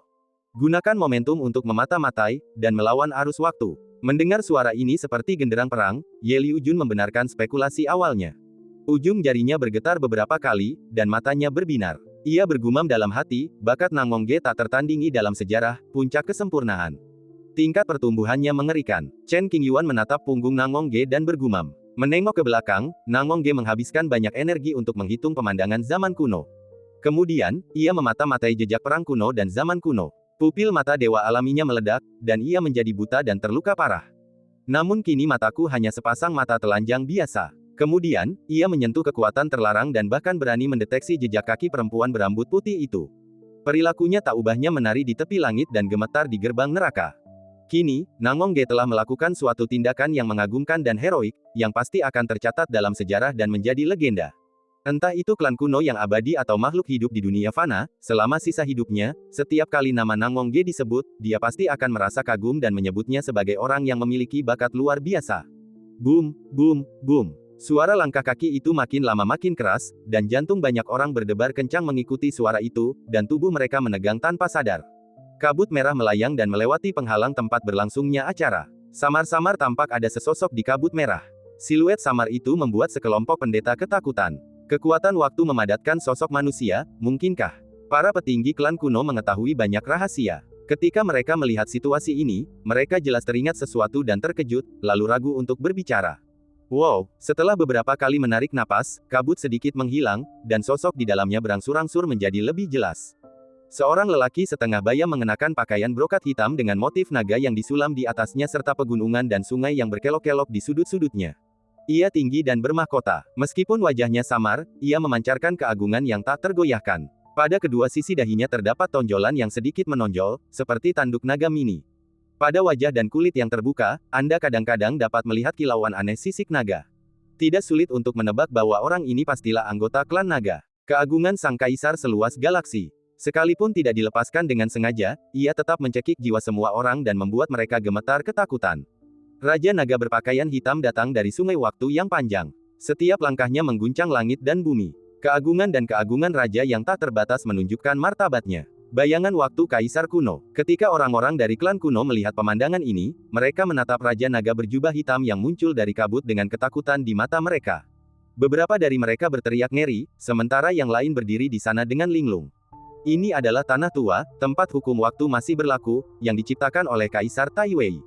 Selama puluhan ribu tahun, alasan mengapa klan kuno abadi tidak dapat menginjakkan kaki di tanah lama mereka adalah karena mereka terhalang oleh kekuatan waktu. Kalau orang berkelana jauh ke dalam tanah lama, akan sangat mudah sekali menyentuh larangan-larangan hukum, sehingga memunculkan jejak-jejak kemauan orang kuat zaman dahulu kala, termasuk eksistensi tertinggi yang membuktikan Tao sebagai kaisar. Ledakan. Orang-orang dari klan kuno, yang awalnya menganggap diri mereka lebih unggul dari yang lain, berdiri di tempat yang tinggi dan meremehkan untuk duduk. Pada saat ini, ketika bayangan Raja kuno muncul, semua tetua ketakutan oleh tekanan yang kuat dan mengerikan. Mereka jatuh ke tanah dari udara, wajah mereka pucat dan gemetar. Raja menghadiri perjamuan sesuka hatinya, bagaimana seorang manusia bisa berdiri tegak. Jika kau berani terus berdiri di tempat tinggi, konsekuensinya akan sangat buruk. Kau akan disapu bersih oleh kekuatan raja, tanpa meninggalkan jejak. Tidak peduli era apa, kaisar adalah eksistensi tertinggi dan tidak dapat dipermalukan. Kau bisa, aku tidak bermimpi. Mungkinkah sejak awal, perjamuan ini bukan tentang klan kuno abadi sebagai daya tarik utama, melainkan tentang kekuatan tanah kuno dan zaman. Pesta Pora Pamungkas, ini benar-benar pesta Pora Pamungkas. Tak terhitung pasang mata yang memandang sosok Raja Naga berpakaian hitam yang samar dari kejauhan, dan tak dapat menahan diri untuk melirik ke arah Nangongge, ketakutan, dan pandangan dunia mereka pun terbalik. Hatiku dipenuhi begitu banyak emosi yang tak dapat diungkapkan dengan kata-kata. Apa puncaknya? Yaitu berdiri di puncak eksistensi di dunia, menjadi pahlawan tak tertandingi yang tak terkalahkan sepanjang masa, dan telah meninggalkan jejak yang kaya dan berwarna dalam sungai sejarah yang panjang. Klan kuno abadi dari tanah tua telah diwariskan selama jutaan tahun, tetapi selalu bergantung pada kekuatan sisa yang dikumpulkan oleh leluhurnya. Dibandingkan dengan dunia biasa, klan kuno memang tinggi, perkasa, dan tak tersentuh. Ketika berhadapan dengan sosok tertinggi pada zaman itu, bahkan klan kuno yang paling kuat pun akan mundur. Lebih lanjut, catatan sejarah dari zaman kuno dengan jelas menyatakan bahwa begitu seorang kaisar baru naik tahta, semua klan kuno akan bersatu, mengandalkan warisan mereka untuk meraih supremasi. Nenek moyang klan naga. Melihat bagian belakang Raja Naga berpakaian hitam, orang-orang kuat dari klan kuno merasakan jiwa mereka tercekik, keringat dingin keluar, dan pikiran mereka kacau. Apakah ini benar-benar gambaran dari wasiat leluhur? Orang-orang dari klan naga berada di luar tempat tersebut.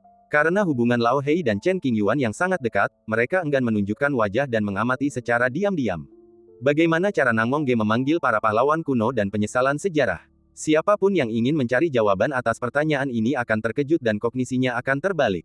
Berdiri di atas panggung batu giok putih, sang Raja Naga berjubah hitam berdiri di permukaan air yang sama dengan Raja Naga berjubah hitam yang perlahan mendekat. Ia tidak gentar menghadapi kekuatan sang Raja Naga dan tetap tenang. Mungkin karena perjamuan yang belum pernah terjadi sebelumnya ini diselenggarakan oleh Nangongge, bayangan sisa Raja Naga berpakaian hitam menganggapnya sebagai tuan rumah, dan tentu saja tidak menganggap pihak lain tidak memenuhi syarat untuk berdiri di depannya. Siapkan sedikit anggur untuk menyambut Raja. Menatap mata Jun, Nangongge tidak menunjukkan rasa takut. Ia membungkuk dengan tangan terkepal, dan suara sapaannya terdengar ke segala arah. Bayangan masa lalu tak berwujud, ia hanya jejak yang tertinggal dalam tahun-tahun, tak mampu mencicipi anggur atau minum teh. Nangongge menyediakan teh dan anggur, tetapi dia sangat berhati-hati agar tidak menunjukkan sopan santun dan menghina raja. Dalam sungai sejarah yang panjang, niat sang kaisar sulit untuk dibubarkan, ia tetap berada di masa lalu dan akan tercatat dalam sejarah selamanya. Suatu hari, seorang kaisar agung bernama Taiwei muncul di dunia. Ia melawan arus waktu dan memaksakan diri untuk menemukan wasiat para raja kuno dari segala zaman, lalu berdiskusi tentang Taoisme dengan mereka sambil minum anggur. Saat ini, Nangongge meminjam sisa kekuatan Taiwei dan menggunakan tanah tua sebagai fondasi untuk menyusun formasi tertinggi, hanya untuk melihat gaya kaisar kuno dengan mata kepalanya sendiri, dan menggunakannya sebagai panduan untuk merencanakan jalan masa depannya. Dentang, sosok Raja Naga berjubah hitam perlahan turun dan mendarat di atas panggung batu giok putih. Gumpalan kabut merah melayang di sekelilingnya, dan ia dikelilingi oleh suara Tao. Ada panggung dari batu giok putih dengan 2 baris kursi. Chen Qingyuan dan yang lainnya duduk di satu sisi, sementara Raja Naga berpakaian hitam berada di sisi lain, hanya beberapa puluh kaki jauhnya. Sungguh suatu kehormatan untuk duduk bersama bayangan kaisar kuno. Kehadirannya, seperti tahun-tahun sebelumnya, penuh dengan penindasan. Menatap Raja Naga berjubah hitam, raut wajahnya samar dan agak kabur. Chen Qingyuan duduk dengan hikmat, mengamatinya secara terbuka, tak mampu menyembunyikan perasaannya, dan tak kuasa menahan diri untuk mengingat perang kuno itu. Chen Qingyuan cukup akrab dengan aura raja berpakaian hitam di depannya, karena dia pernah bertarung dengan mayat kaisar sebelumnya. Ngomong-ngomong, jenazah kaisar masih berada di suatu tempat di Tianyuan. Terlebih lagi, Chen Qingyuan sebelumnya pernah terluka dan telah mencapai kesepakatan dengan sisa jenazah kaisar, mengambil tulang naga kehidupannya dan menggabungkannya ke dalam tubuhnya untuk menyembuhkan luka-lukanya. Adapun hadiahnya, itu adalah kesempatan untuk mengurus klan naga dan mencegah mereka dari pemusnahan, itu saja. Tidak mungkin, tidak mungkin. Tak peduli apakah mereka pejuang perkasa dari suku-suku kuno atau orang-orang terkemuka pada masa itu dari berbagai daerah, mereka semua tercengang. Mereka tak bisa menerima pemandangan di hadapan mereka. Pemandangan itu terlalu tak nyata dan tak realistis. Aku pasti sedang bermimpi, atau aku telah tersesat dalam ilusi. Beberapa orang mempertanyakan pemandangan di hadapan mereka dan terus berlatih meditasi untuk mengusir roh jahat, tetapi tidak ada hasil. Itu pasti palsu. Meskipun Raja Naga berpakaian hitam sedang duduk di kursi giok yang tinggi, masih banyak orang yang tidak percaya. Beberapa bahkan mengira ini adalah tipu muslihat ulung dari Tuan Naga untuk menipu para pahlawan yang hadir. Meminjam kekuatan Taiwei untuk memenuhi kehendak dewa kuno. Metode yang begitu mendalam dan aneh sebenarnya dilakukan oleh seorang kultivator Yuanying. Dalam waktu kurang dari 1000 tahun, anak ini telah mencapai titik ini. Di kursi tamu, mata berbinar dekan tua Yan Simeng terus berkilat, wajah cantiknya memucat, dan dia tidak bisa tenang. Saat menoleh ke belakang, Yan Simeng melewati Villa Langya dan mengetahui bahwa istri pemilik villa sedang mengalami persalinan yang sulit, jadi ia menawarkan bantuan. Setelah melalui berbagai kesulitan, ia akhirnya menyelamatkan anak pemilik villa dan menamainya Nangongge. Dalam sekejap mata, bayi laki-laki yang hanya menangis keras itu telah mencapai posisi yang tak terjangkau dunia. Ia menciptakan permainan catur yang memukau sambil mengobrol dan tertawa, menarik semua pahlawan di dunia untuk bergabung dan berperan sebagai bidak catur. Meskipun itu adalah taktik untuk memanfaatkan situasi, situasi ini hanya bisa dilakukan oleh saudara Nangong. Tidak ada orang lain yang bisa menirunya, tidak peduli bagaimana mereka memberitahu caranya. Di dunia ini, hanya ada satu Nangongge dan hanya satu Chen Qingyuan. Qingyuan memiliki latar belakang yang mendalam. Ia pernah berdiri bahu-membahu dengan Kaisar Agung dalam wujud fananya. Ia bisa duduk di panggung giok, tak terpengaruh oleh keagungan kaisar. Siapakah pemuda itu? Mengapa ia tidak merasa jijik? Yan Simeng menahan keterkejutan atas keinginan raja dan menatap tajam ke arah Ye Liujun, merasa sangat bingung. Pantas saja sejak awal, Tuan Nangong tidak mengundang Pangeran Tianyong dan yang lainnya untuk duduk di panggung tinggi, melainkan mengatur mereka untuk duduk di kursi tamu di sekitarnya. Bukan berarti mereka terasing, melainkan memang begitulah seharusnya. Pada perjamuan agung seperti itu, bagaimana mungkin orang biasa bisa setara dengan kaisar? Meskipun Nangongge tidak punya tenaga untuk mencari tahu asal-usul Ye Liujun yang sebenarnya, sekilas dia bisa tahu bahwa Ye Liujun punya latar belakang yang cukup besar dan memenuhi syarat untuk menduduki jabatan tinggi. Semakin banyak orang memandang Ye Liujun, dan pertanyaan yang sama seperti Yan Simeng muncul di benak mereka, ingin mendapatkan jawaban. Tepat saat semua orang tenggelam dalam keterkejutan, awan kabut merah lainnya melayang dari ujung tanah tua. Tidak mungkin. Setelah kejadian pertama, ketika kabut merah kembali menyelimuti area itu, hati para pahlawan bergetar hebat, dan wajah mereka berubah pucat dan tak bernyawa karena ketakutan. Kelompok orang yang paling bodoh berasal dari berbagai suku kuno. Situasinya di luar dugaan suku kuno, dan mereka pun kebingungan. Mereka awalnya berpikir untuk mengundang Nangong ke kedalaman tanah leluhur, memperlakukannya sebagai alat terbaik suku kuno untuk memperluas kepentingan mereka. Namun, gerakan Nangongge begitu dahsyat hingga menakutkan. Belum lagi para tetua klan kuno yang hadir, bahkan batu-batu hidup dalam kegelapan pun tercengang dan tampak bodoh.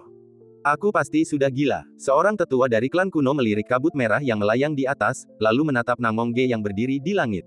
Adegan di mana ia baru saja menyinggung perasaannya dan membunuh Nangongge muncul di depan matanya, dan ia bergumam sendiri dengan linglung. Sehebat apapun metodenya, dia tetaplah anak kecil di tahap jiwa baru lahir. Ambil tindakan, hentikan dia, dan segera pergi. Seseorang tiba-tiba menemukan keberanian, mengeluarkan senjata Tao penentu hidupnya, dan melepaskan tekanan kuat dari 7 langkah jembatan ilahi, menyerang Nangongge dengan kecepatan yang sangat cepat. Karena Raja Tianyong dan yang lainnya berada dalam keadaan sangat terkejut dan tertegun sesaat, sulit untuk menghentikan mereka. Oleh karena itu, orang ini tiba-tiba muncul di hadapannya, mengambil alih kendali para prajurit Tao, dan menekannya. Ia terpaksa melakukan ini karena ia telah menyinggung perasaannya dan tidak bisa membiarkannya lepas dari kendalinya. Ledakan. Sebelum para prajurit Taois sempat mendekati Nangongge, tekanan dahsyat tiba-tiba muncul, langsung menghancurkan senjata Sein kelas atas tersebut. Penyerang juga terbungkus oleh tekanan tersebut, tak mampu memberikan perlawanan apapun. Dengan suara dentuman keras, mereka berubah menjadi kabut berdarah. Jika raja duduk di singgasananya, bagaimana ia bisa membiarkan rakyat biasa berdiri di tempat yang tinggi? Ini sungguh tidak sopan. Hukumannya sederhana, seumur hidup. Dari awal hingga akhir, Nangong bahkan tidak memandang orang yang menyerangnya. Ia tampak tenang dan mengintimidasi. Tidak menghormati kaisar berarti kematian.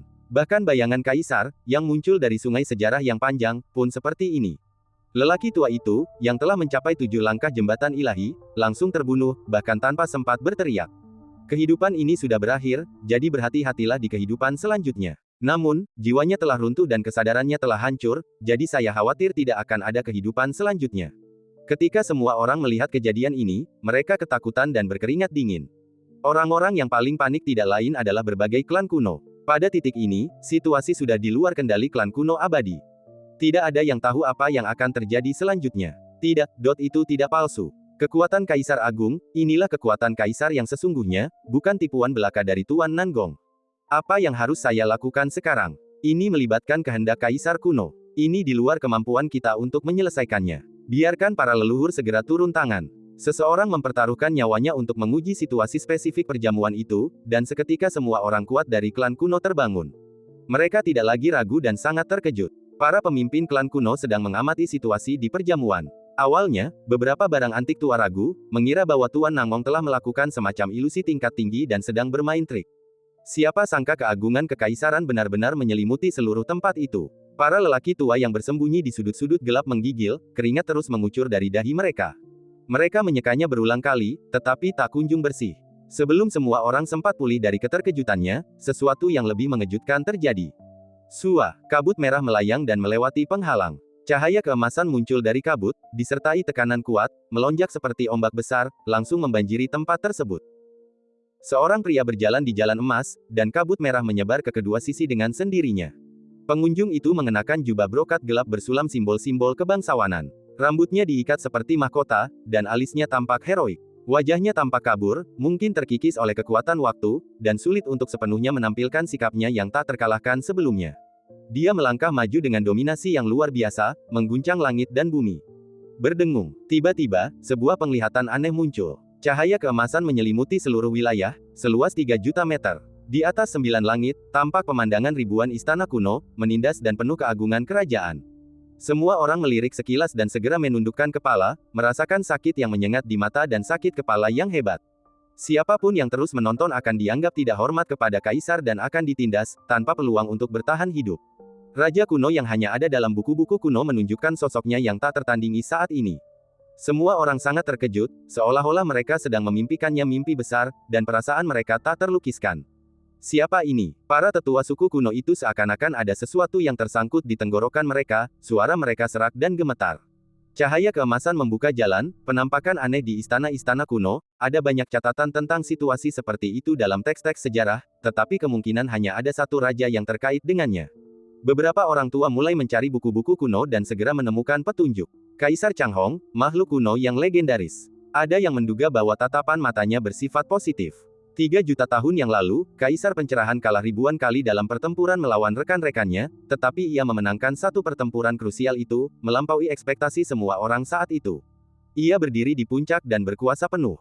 Kaisar Changhong mungkin merupakan eksistensi teratas yang telah menderita kekalahan terbanyak sepanjang masa, dan hal ini tercatat dengan jelas dalam buku-buku kuno. Ia menghabiskan paruh pertama hidupnya bertempur melawan manusia, tetapi tidak pernah menang. Menariknya, meskipun Kaisar Changhong selalu kalah, ia memiliki keterampilan bertahan hidup yang kuat, dan mampu melarikan diri tanpa bahaya setiap saat. Kemenangan nyata pertama, mencapai puncak dunia dan duduk kokoh di atas tahta. Menurut catatan kuno, ketika Kaisar Changhong mencapai pencerahan, seluruh dunia tercengang. Mereka menganggapnya tak masuk akal dan terlalu absurd. Lawan yang telah mengalahkan Kaisar Changhong berkali-kali tidak mau menyerah dan ingin menyerang Kaisar Changhong sendiri. Akan tetapi, kekuatan sang kaisar tidak dapat dihentikan, dan ia pun menindas lawan yang tidak bersedia itu dalam sekejap. Pada titik ini, sang kaisar tersadar dan menyadari bahwa tahta telah direbut, jadi ia tidak punya pilihan selain menerimanya. Debu telah mengendap, dan keagungan sang raja masih tak tergoyahkan. Rakyat membungkuk memberi hormat, dan suaranya bergema di seluruh dunia. Kalah tidaklah menakutkan, selama Anda memenangkan yang paling penting. Kekhawatirannya adalah jika dia kalah, integritas moralnya akan rusak, dan dia akan kehilangan kualifikasi untuk bersaing memperebutkan tahta. Hati Tao adalah yang tertinggi dan sulit ditemukan sepanjang masa. Ini adalah evaluasi Kaisar Changhong dalam buku-buku sejarah selanjutnya. Kekuasaannya tidak sebanding dengan kaisar-kaisar agung sepanjang masa, bahkan berada di peringkat paling bawah. Namun, hati Tao-nya yang teguh dapat dikatakan sebagai yang terkuat. Lagi pula, siapapun yang kalah berkali-kali akan meragukan dirinya sendiri dan tenggelam oleh masa yang menyerbu, menjadi setitik debu yang tak dikenal di lautan manusia, tak meninggalkan jejak di sungai waktu yang panjang.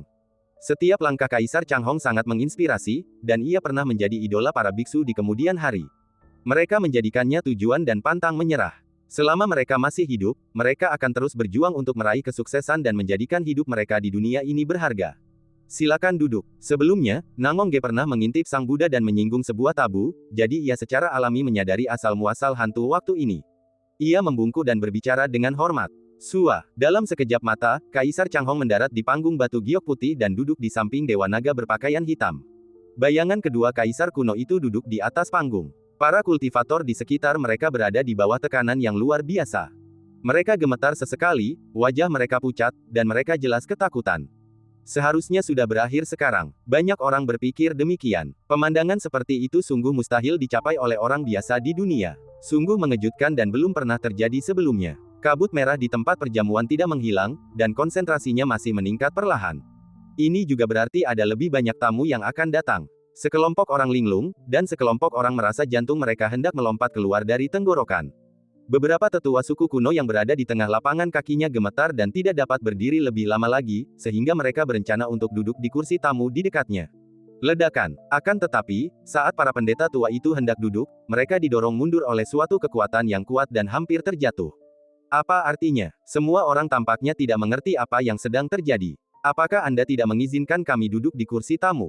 Jika demikian halnya, mengapa para pendeta dari berbagai wilayah dapat duduk di sini dengan damai?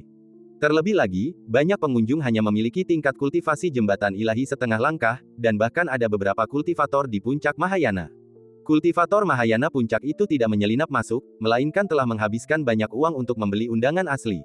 Ia mengira usahanya sia-sia, tetapi tanpa diduga, ia dapat melihat hantu kaisar kuno dari dekat, yang sepadan dengan harga tiket masuknya. Hal-hal yang benar-benar berharga masih akan datang. Para biksu Mahayana ini pasti merasa sangat beruntung setelahnya, berpikir bahwa mereka telah menghabiskan seluruh kekayaan keluarga mereka untuk membeli undangan ini, yang merupakan pilihan terbaik yang pernah mereka buat. Kalian bukan tamu, bagaimana kalian bisa duduk? Nangong Ge berdiri di panggung tinggi, menatap ke bawah ke arah sekelompok anggota suku kuno di bawah dengan tatapan dingin di matanya. Acara perjamuan telah dimulai dan menyambut tamu yang sebenarnya. Sudah terlambat bagi manusia biasa yang belum menemukan tempat duduk sebelumnya untuk duduk dan menghadiri perjamuan sekarang. Semua orang menatap Nangongge dengan perasaan campur aduk. Meskipun kultivasinya sangat lemah, dia dapat mengendalikan kekuatan langit dan bumi dan memimpin perjamuan besar. Dalam adegan yang bagaikan mimpi, Nangong berdiri di atas bayangan kaisar kuno, namun tetap tak tergoyahkan oleh kekuatan sang kaisar. Adegan ini memang menyeramkan, tetapi banyak orang menganggapnya cukup masuk akal. Nangongge bahkan memanggil sisa keinginan kaisar, jadi apa salahnya berdiri di posisi yang lebih tinggi. Keluar. Kemudian, Nangongge memerintahkan semua tetua klan kuno di aula pertemuan untuk pergi. Para lelaki tua itu awalnya enggan menurut, karena tidak tahu apakah itu ilusi. Samar-samar mereka melihat bayangan seorang kaisar sedang melirik ke arah mereka. Tekanan tak kasat mata langsung menyelimuti mereka, membuat para lelaki tua itu ketakutan hingga mereka merasa seperti jatuh ke dalam gua es dan gemetar. Sebuah lubang kecil terbuka di penghalang, yang hanya memperbolehkan jalan keluar, tetapi tidak memungkinkan jalan masuk. Setelah kebuntuan, semua orang dari klan kuno mengundurkan diri dan tidak berani tinggal. Jika Anda tinggal lebih lama lagi, hal itu akan mudah menjadi tidak terkendali.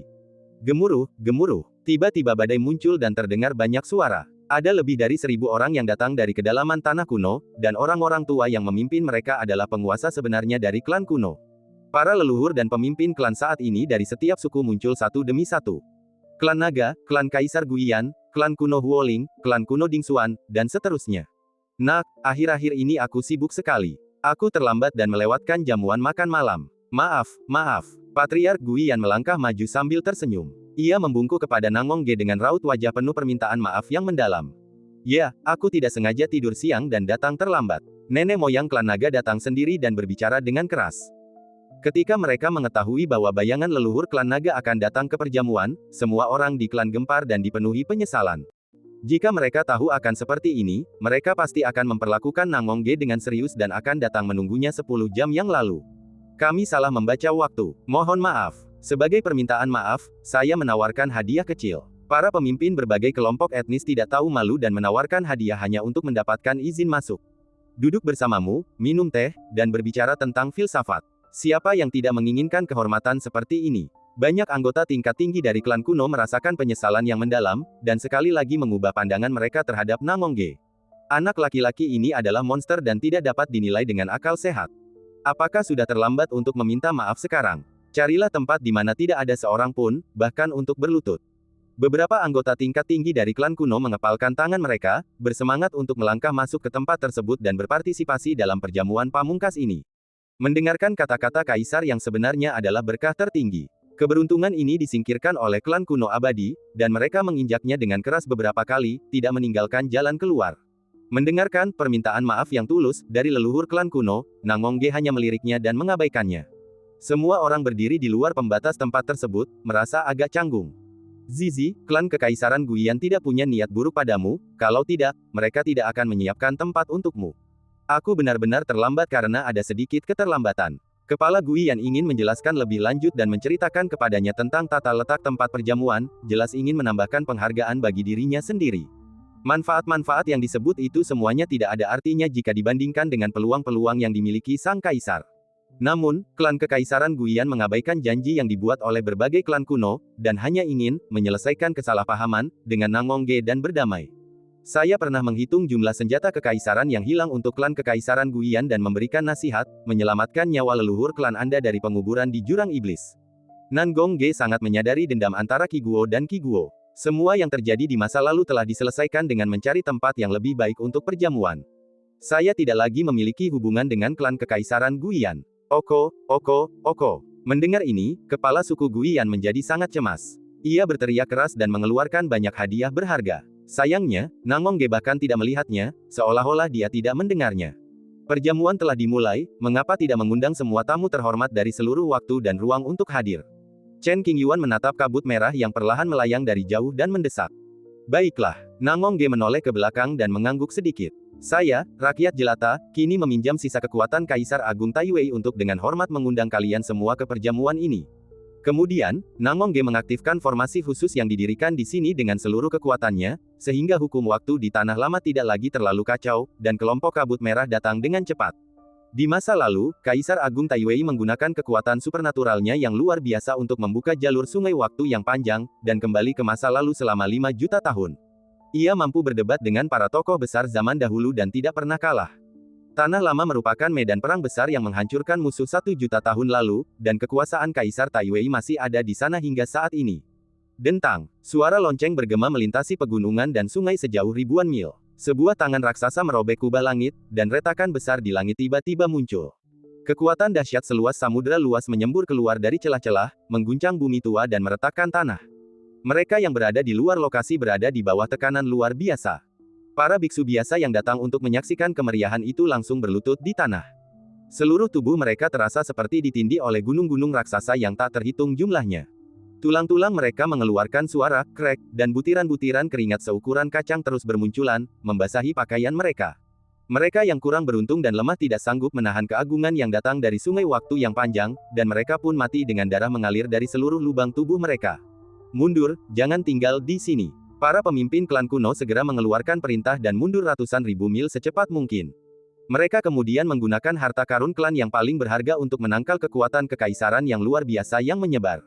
Betapa mengerikannya tekanan itu. Baik penguasa naga hitam maupun Kaisar Changhong tidak pernah merasakan perasaan menindas seperti ini sepanjang sejarah mereka.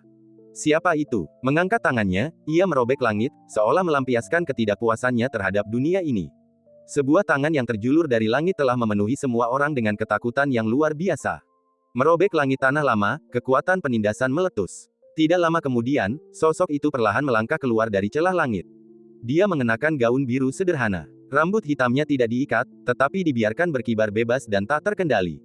Sosoknya yang tinggi dan tegap membuat orang kagum dan tidak ada yang berani menunjukkan sedikit pun rasa tidak hormat saat memandangnya.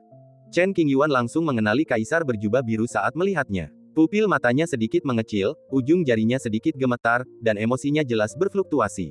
Apakah kamu mengenalnya? Periode yang dimaksud Ye Liujun sudah cukup kuno, jadi ia belum mengetahui asal-usul kaisar berjubah hijau. Ia hanya tahu bahwa bayangan waktu pria ini sangat kuat, dan leluhurnya pasti sangat menakutkan. Bagaimanapun, ia pasti tidak akan bisa mengalahkannya. Ya, Chen Qingyuan menjawab dengan ekspresi serius, sangat familiar. Katakan padaku. Ye Liujun menatap kaisar berpakaian biru yang berjalan perlahan ke arahnya, merasa tertekan, dan mengirim pesan suara. Menatap tamu terhormat ini, Chen Qingyuan tak dapat menahan diri untuk mengingat perang kuno 300.000 tahun yang lalu. Di paruh kedua jembatan ilahi, terdapat total 7 mayat kaisar. Yang terkuat di antara mereka hampir menghajar Chen Qingyuan hingga berkeping-keping dan tidak memenuhi syarat untuk menyentuh pihak lain. Kenangannya mendalam dan tak terlupakan. 6 jari, Raja Dewa. Mata Chen Qingyuan menyipit dan dia mengucapkan sebuah nama. Setelah kata-kata ini diucapkan, ekspresi Ye Liujun tiba-tiba berubah, dan dia segera mengerti betapa menakutkannya tamu terhormat ini.